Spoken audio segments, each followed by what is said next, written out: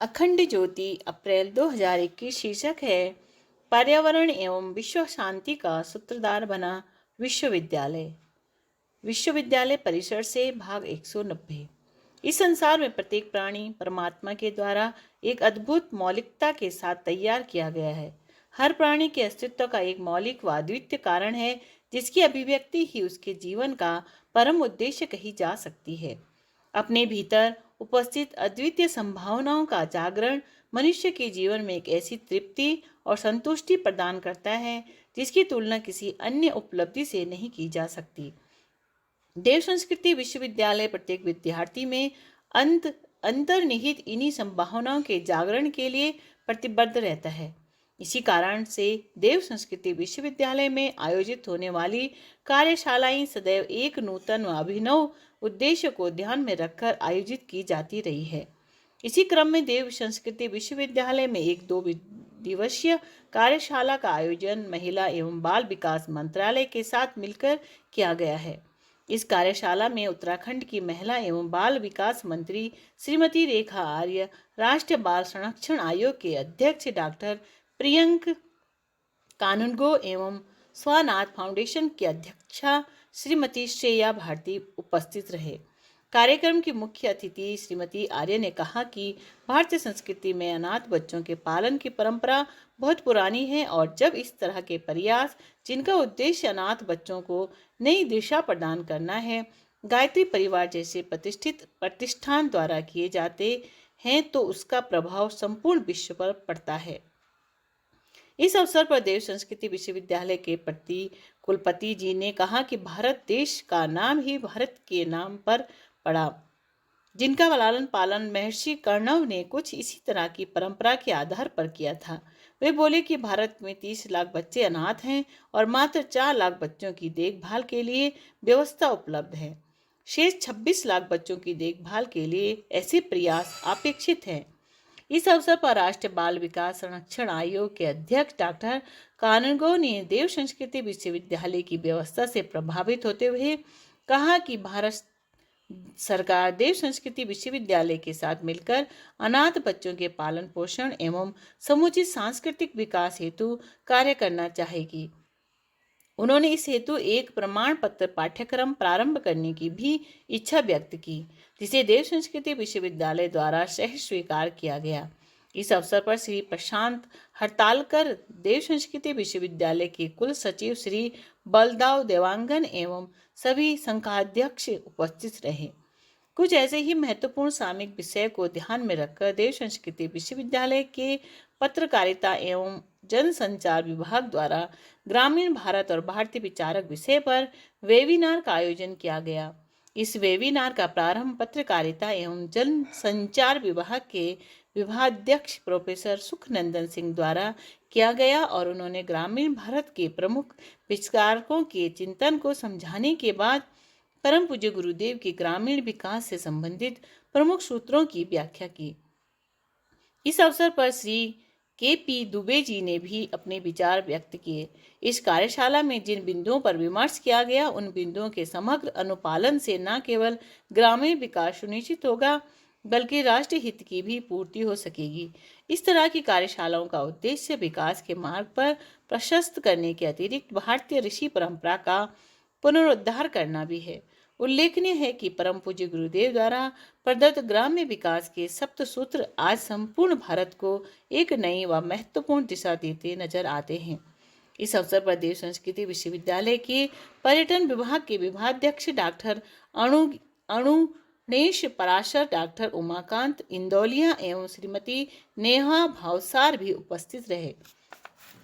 देव संस्कृति विश्वविद्यालय द्वारा आयोजित की जा रही इन महत्वपूर्ण कार्यशालाओं के क्रम में एक कार्यशाला देव संस्कृति विश्वविद्यालय एवं यूसर्क उत्तराखंड के संयुक्त तत्वाधान में भी आयोजित की गई।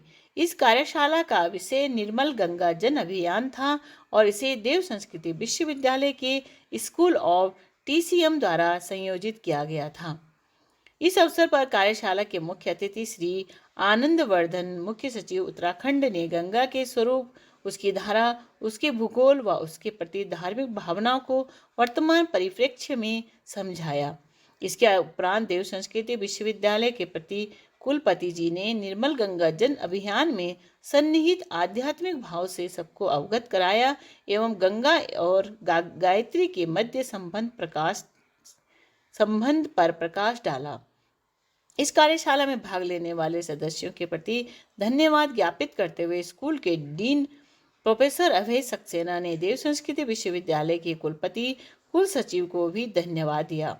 इस अवसर पर प्रोफेसर शिव नारायण प्रसाद, श्री राधे श्याम सोनी ने भी अपने विचार व्यक्त किए। कार्यक्रम का समापन श्री स्वप्निल एवं श्रीमती गीतांजलि द्वारा किया गया एवं इसका प्रबंधन श्री प्रखर पाल द्वारा सुनिश्चित किया गया। पर्यावरण के प्रति अपनी इस जागरूकता को वृहद रूप देते हुए देव संस्कृति विश्वविद्यालय में एक राष्ट्रीय स्तर की संगोष्ठी का भी आयोजन हुआ, जिसमें प्रख्यात विद्वान डॉक्टर कृष्ण गोपाल जी मुख्य अतिथि के रूप में उपस्थित रहे। कुंभ 2021 के अवसर पर एक पर्यावरण समिति का गठन किया गया और उस समिति की घोषणा इस संगोष्ठी के माध्यम से की गई। इस समिति की अध्यक्षता देव संस्कृति विश्वविद्यालय के प्रति कुलपति को प्रदान की गई।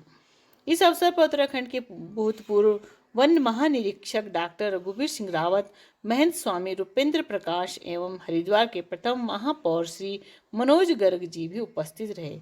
इस समिति का उद्देश्य स्वच्छ, पर्यावरण युक्त एवं पॉलीथीन से मुक्त कुंभ को करना है। इस कार्यक्रम की प्रस्तावना को श्री गोपाल आर्य द्वारा प्रस्तुत किया गया एवं इसके उद्देश्य व सोपानों को स्पष्ट किया गया। डॉक्टर रावत ने कहा कि इस उद्देश्य को पूर्ण करने के लिए इको ब्रिक्स के द्वारा पॉलीथीन को मुक्त किया जाएगा तथा इसमें सभी सरकारी एवं गैर सरकारी संगठनों का सहयोग लिया जाएगा। कार्यक्रम के मुख्य अतिथि डॉक्टर कृष्ण गोपाल जी ने शांति कुंज के द्वारा चलाए जा रहे समस्त सामाजिक व आध्यात्मिक प्रकल्पों की भरपूर प्रशंसा की और यह भी कहा कि इस तरह के प्रयास मात्र गायत्री परिवार के कुशल संयोजन में ही सफल हो सकते हैं। इस अवसर पर देव संस्कृति विश्वविद्यालय के प्रति कुलपति जी ने कुंभ महापर्व के भौगोलिक तथा आध्यात्मिक महत्व को स्पष्ट करते हुए सभी प्रतिभागियों को बताया कि यह वर्ष शांति कुंज का स्वर्ण जयंती वर्ष भी है और इसीलिए एक विश्वव्यापी योजना शांति कुंज के द्वारा प्रारंभ की गई है, जिसका नाम आपके द्वार पहुंचा हरिद्वार है। सभी संगठनों द्वारा इस योजना में पूर्ण परिश्रम के साथ जुटने का संकल्प लिया गया।